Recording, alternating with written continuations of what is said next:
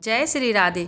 दोस्तों, आप सभी को अहोई अष्टमी की बहुत बहुत शुभकामनाएं। आज की वीडियो में दोस्तों सुनेंगे अहोई अष्टमी व्रत कथा। एक समय की बात है, एक नगर में एक साहूकार अपने 7 बेटे 7 बहुएं एक बेटी के साथ रहता था। दीपावली से कुछ दिन पहले साहूकार की 7 बहुएं घर को लीपने के लिए मिट्टी लेने गई थी।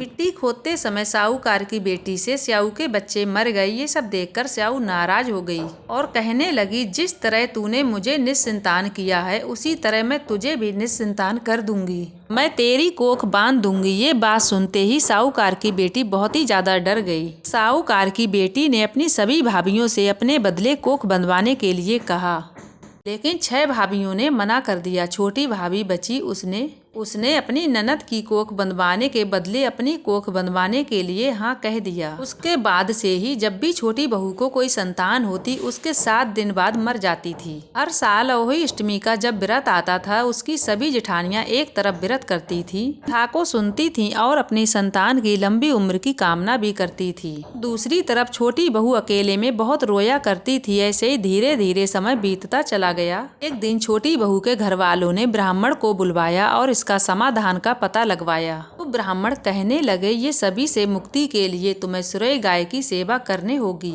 सुरई गाय स्यारू की सहेली है। उसके कहने पर अगर स्याऊ तुम्हारी कोख छोड़ दे तब तुम्हारे बच्चे जी जाएंगे। ब्राह्मण की बात सुनकर छोटी बहू ने अगले दिन से ही सुरई की सेवा करना शुरू कर दिया। वह अगले दिन से ही सुबह जल्दी उठकर गाय का गोबर आदि सब साफ कर दिया करती थी। उसे चारा भी डालती थी और साफ पानी भर देती थी। सुरई गाय सोचने लगी, इतनी सुबह सुबह मेरी सेवा कौन करता है और क्यों करता है, इसका पता लगाना ही होगा।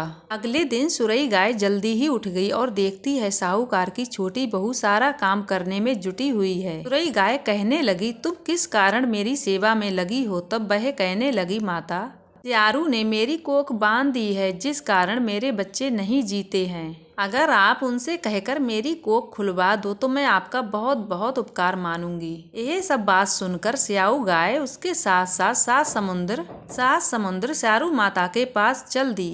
रास्ते में चलते चलते जब दोनों थक गए तो वह एक पेड़ के नीचे बैठ गए। जिस पेड़ के नीचे वह दोनों बैठे थे उस पेड़ के ऊपर गरुड़ पंखनी का घोंसला था जिसमें उसके छोटे छोटे बच्चे थे। थोड़ी देर में ही साहूकार की बहू ने जब देखा कि वहाँ एक सांप उन बच्चों को खाने के लिए आया है, यह सब देखकर छोटी बहू ने उस सांप को वहां मार डाला। जब गरुड़ पंखनी थोड़ी देर में वहां आई, उसने पेड़ के आसपास रक्त देखा। तब उसे लगा कि इसने मेरे बच्चों को मार दिया।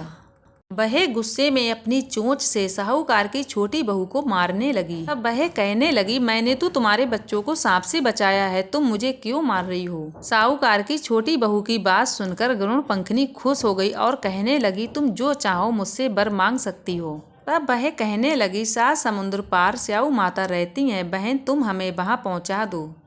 पंखनी ने उन दोनों को अपने ऊपर बैठाया और 7 समुद्र पार स्याऊ माता के पास पहुंचा दिया। स्याऊ माता सुरई गाय को देखकर बहुत प्रसन्न हुई।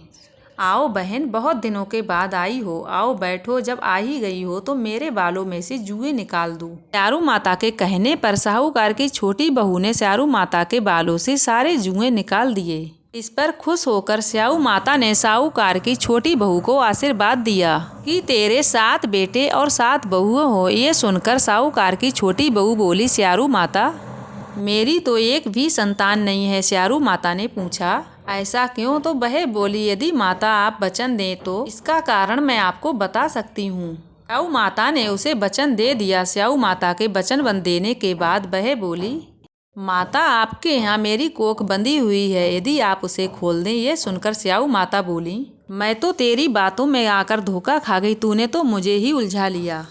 जा, मैं तेरी कोख खोलती हूँ। अब तू घर जा, घर जाकर अहोई माता का उद्यापन कर। 7 अहोई बनाकर 7 कढ़ाई देना। साहूकार की जब छोटी बहू घर लौटती है तो घर देखती है कि उसके 7 बेटे और 7 बहुएं बैठे हुए हैं। ये सब देखकर वो बहुत ही ज्यादा प्रसन्न हुई। उसने 7 अहोई और 7 कढ़ाई बनाई। फिर अहोई अष्टमी का विधि विधान उद्यापन किया। उधर दूसरी ओर उसकी जेठानियां बोली, चलो सब जल्दी जल्दी पूजा कर लो, नहीं तो छोटी बहू का रोना धोना शुरू हो जाएगा। जब बहुत समय तक उसकी आवाज नहीं आई तो उन सब ने अपने बच्चों को पता लगाने भेजा। बच्चों ने अपने घर आकर बताया, माँ वहाँ तो उद्यापन का कार्यक्रम चल रहा है। बच्चों की बात सुनकर सभी जेठानियाँ छोटी बहू के घर पहुँची और पूछने लगीं कि तुम्हारी कोख कैसे खुली। तब वह बोली, भाभी स्याऊ माता ने मुझ पर कृपा की और मेरी कोख खोल दी। सभी लोग अहोई माता की जय जयकार लगाने लगे। हे अहोई माता, जैसे आपने साहूकार की छोटी बहू की पहले कोख बांधी, ऐसे किसी की मत बांधना, और जैसे ही आपने बाद में उस पे कृपा की, ऐसे ही सब पे करना। अहोई अष्टमी का व्रत जो माताएं करती हैं और कथा को सुनती हैं, उन सब पर अपनी कृपा बनाए रखना। उनकी संतान की लंबी उम्र के साथ साथ उनके घर परिवार पर अपनी कृपा बनाए रखना। तो इस तरह जो माताएं अहोई अष्टमी का व्रत करती हैं, कथा पढ़ती या सुनती हैं, तो उनकी संतान के ऊपर अहोई माता की कृपा जरूर बनी रहती है। तो ये थी दोस्तों अहोई अष्टमी व्रत कथा। उम्मीद करती हूँ कि आपको ये कथा जरूर पसंद आई होगी। पसंद आई हो तो वीडियो को लाइक करके चैनल को सब्सक्राइब जरूर कर दीजिएगा। मिलती हूँ एक और वीडियो में, जब तक के लिए जय श्री राधे।